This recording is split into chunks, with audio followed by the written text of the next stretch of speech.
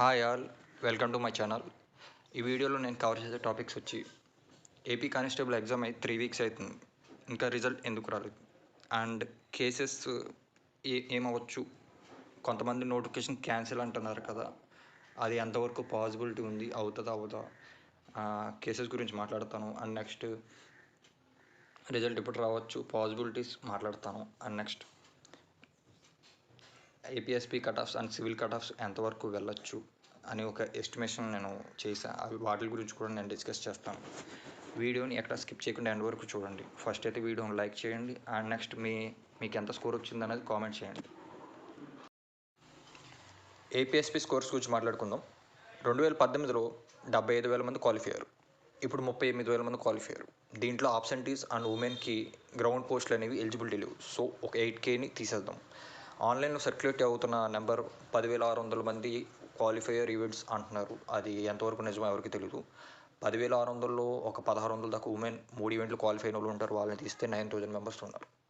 పోస్టులు చూసుకుంటే 2,500 మంది ఉన్నారు. 2,500 పోస్టులు ఉన్నాయి. సో 1:4 అప్రాక్సిమేట్ ఉంది, ఆర్ 1:3 అనుకోవచ్చు. పర్లేదు, మంచి రేషియో ఉంది. మీకు ఒక ఎగ్జాంపుల్ చెప్పాలి. కట్ ఆఫ్ చెప్పడానికి ముందు మీకు ఒక ఎగ్జాంపుల్ చెప్తాను. బీసీబీ ఉంది. దీనికి 900 మంది 3 ఈవెంట్లు క్వాలిఫై అయ్యారు అనుకుందాం. దాంట్లో బై 2 ఎందుకు చేస్తున్నాను, 450 మెంబర్స్ని తీసేయాలి. వాళ్ళు వేరే జిల్లాలో 3 ఈవెంట్స్ కొట్టి సివిల్ క్వాలిఫై అయ్యి ఉంటారు. ఆర్ జస్ట్ క్వాలిఫై కొట్టి ఈ ఈవెంట్స్ 3 ఈవెంట్స్ జస్ట్ క్వాలిఫై కొట్టి పేపర్ ఒక 100 కూడా తెచ్చుకోకుండా ఉండుంటారు. చాలామంది ఉంటారు. సో 450 మెంబర్స్ని తీస్తున్నాను. ఇంకా 450 మెంబర్స్ ఉంటారు. వీళ్ళకి రిజర్వ్ చేసిన పోస్టులు 250 పోస్టులు, రిజర్వేషన్ పోస్టులు. లాస్ట్ 1000 పోస్టులకి ఒక 130-140 మంది ఓపెన్కి వెళ్ళారు. 1000 పోస్టుల్లో చూసుకుంటే 1000 పోస్టులు ఇప్పుడు ఉన్నాయి కాబట్టి 1000 పోస్టులు లెక్క.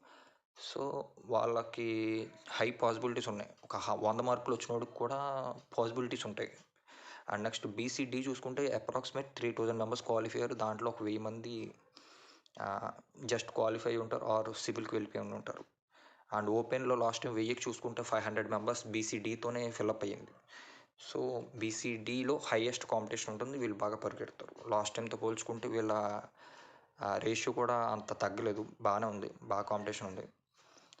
110 ఉండొచ్చు, పైన ఉండొచ్చు, ఆర్ కింద ఉండొచ్చు. ఎగ్జాక్ట్ కట్ ఆఫ్స్ అయితే ఎవరు చెప్పలేరు. నేను చేసిన అనాలిసిస్ ప్రకారం నేను ఒక కట్ ఆఫ్ చెప్తున్నాను. ఎగ్జాక్ట్ ఇదే ఉంటుందని నేను చెప్పట్లేదు, మీ ఎస్టిమేషన్ కోసం, మీకు అర్థమవడం కోసం చెప్తున్నాను. ఓసీ 114 ఉంటుంది, BCD 110, BCA 107, BCB 104, BCE 100, SC 100, ST 95, BCC 90, EWS ఎవరి దగ్గర ఎటువంటి డేటా లేదు. వీళ్ళు క్వాలిఫై కొట్టినా రావచ్చు, ఆర్ఎల్స్ ఒక 90 మార్క్స్ పెడుతున్నాను. ఇది 100% ఇలాగే జరుగుతుందని చెప్పట్లేదు. నేను చేసిన సర్వేస్ అనాలిసిస్ బట్టి మీకు చెప్పడం అయితే జరుగుతుంది. ఇంకా కేసెస్ గురించి మాట్లాడుకోవాలి. అండ్ నెక్స్ట్ రిజల్ట్ ఎప్పుడు రావచ్చు అనే టాపిక్స్ మాట్లాడుకుందాం. ఫస్ట్ కేసెస్ గురించి మాట్లాడుకుందాం. నా సజెషన్, ఆస్పిరెంట్స్ అందరికి నా సజెషన్ ఏంటంటే, నా రిక్వెస్ట్, మీరు కేసెస్ అనేవి అవాయిడ్ చేయండి.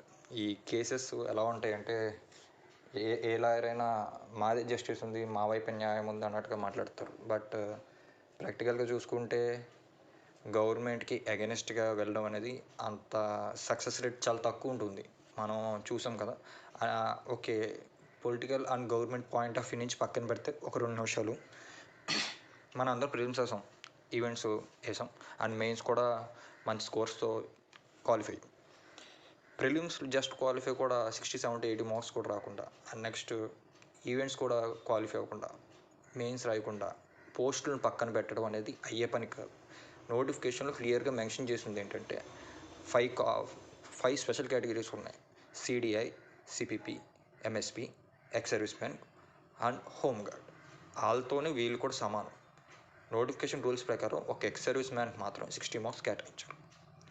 నేను ఒప్పుకుంటాను, ఈ ఈవెంట్స్కి డిస్క్వాలిఫైడ్ క్యాండిడేట్స్ కోర్టు చెప్పింది కదా అని అలౌ చేయడం అనేది బ్లండర్ మిస్టేక్. కోర్టు, బోర్డు చూసుకుంటాయి. ఇంకా కేసు అనేది మన చేతిలో నుంచి వెళ్ళిపోయింది. నాకు తెలిసినంత వరకు 100% justice will win.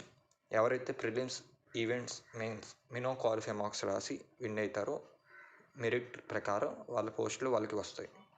Notification rules ప్రకారం మన పోస్టులు అంటే అసలు ఎటువంటి రిజర్వేషన్ లేకుండా ఒక జనరల్ పోస్టు అనేది స్పెషల్ కేటగిరీస్కి కేటాయించబడుతుంది. స్పెషల్ కేటగిరీస్ వాటిల్ని సాధించుకోలేకపోతే మళ్ళీ రిటర్న్ టు జనరల్ ఆస్పిరెంట్స్, ఎవరైతే BC, SC, ST, EWS candidates ఉన్నారో వాళ్ళకి అవి పోస్టులు ఇచ్చేయాలని నోటిఫికేషన్ క్లియర్గా మెన్షన్ చేసి ఉన్నాయి. వాటిని ఎవరు బ్యాక్లాగ్ చేయలేరు. సో ఈ టాపిక్ అయితే నా సజెషన్ ఎవరు పట్టించుకోమాకండి. నోటిఫికేషన్ అయితే 100% క్యాన్సిల్ అవ్వదు. త్వరలోనే రిజల్ట్స్ వస్తాయి. నెక్స్ట్ రిజల్ట్స్ స్కోర్ కార్డ్ అయితే ఈ మంత్ ఎండింగ్ కల్లా రావచ్చు. రేపొద్దున్న 25th హీరింగ్ అనేది మంచిగా అయితే స్కోర్ కార్డ్ రేపు ఇచ్చచ్చు. ఒకవేళ హీరింగ్ మాత్రం ఒక 10 days or 15 days post phone అయితే ఎవరు తప్పుగా అనుకోకండి, పోస్ట్ పోన్ అవుతుందని అనిపిస్తుంది నాకైతే. ఇది 1 హీరింగ్తో తెగేలాగా అనిపించట్లేదు. బట్ జూలై ఎండింగ్ కల్లా మొత్తం అన్ని క్లియర్ అవుతాయని నేను నమ్ముతున్నాను.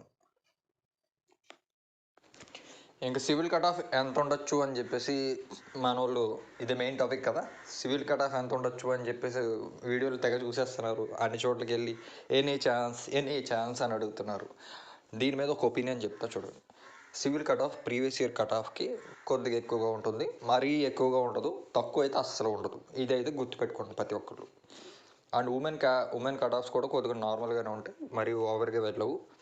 మనం చూస్తున్న కట్ ఆఫ్లు చాలామంది 135 వచ్చినాయి, 140+ వచ్చినాయి, అండ్ నిజంగానే వచ్చినాయి, స్కోర్స్ అయితే వచ్చినాయి.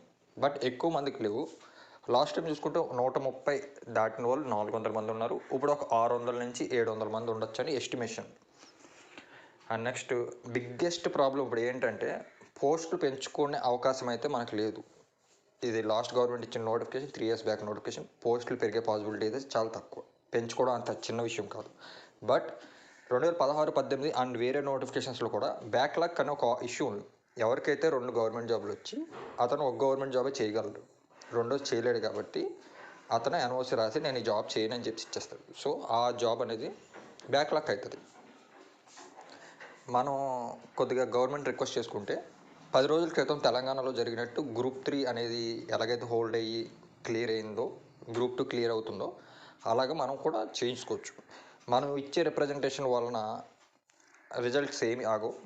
మన రిప్రజెంటేషన్ అంత కన్సిడర్ కాదు. మనం ఒక చిన్న ఐడియా ఇస్తున్నాం. మేము త్వరలో లోకేష్ గారిని అండ్ చైర్మన్ గారిని కలిసి ఈ రిప్రజెంటేషన్ ఇద్దాం అనుకుంటున్నాం. చాలామంది కొన్ని క్వశ్చన్స్ అడుగుతున్నారు ఈ ఇష్యూలోని. సెంట్రల్ గవర్నమెంట్ జాబ్స్ కూడా రిజల్ట్స్ వస్తున్నాయి కదా, దాని గురించి కూడా ఒక 2-3 ఏళ్ళు ఆగుదాం. సెంట్రల్ గవర్నమెంట్ జాబ్స్కి మన జాబ్స్కి మ్యూచువల్స్ని ఎలిమినేట్ చేసిన చరిత్రలోనే లేదు. పిచ్చి ఆలోచన, పిచ్చి క్వశ్చను. అండ్ నెక్స్ట్ తెలంగాణలో జరిగింది Group 2, Group 3 సేమ్ బోర్డు కాదండి. ఇక్కడ ఒకే స్టేట్ నిర్వహించే ఎగ్జామ్లు, 2-3 ఎగ్జామ్లు ఒకే ప్యారలల్ టైం లైన్లో జరిగితే అది జరుగుతుందండి. ఒక టెక్నికల్ పోస్టులు అలాంటివి కాకుండా ఇలాగా ఇప్పుడు వారం గ్యాప్లో జరిగింది 6100, 16500 పోస్టులు. అంటే ఒక డిఎస్సి అభ్యర్థి కానిస్టేబుల్ నోటిఫికేషన్ రాయడానికి ఉంది, కానీ కానిస్టేబుల్ అభ్యర్థి డిఎస్సి నోటిఫికేషన్ రాయడానికి లేదు.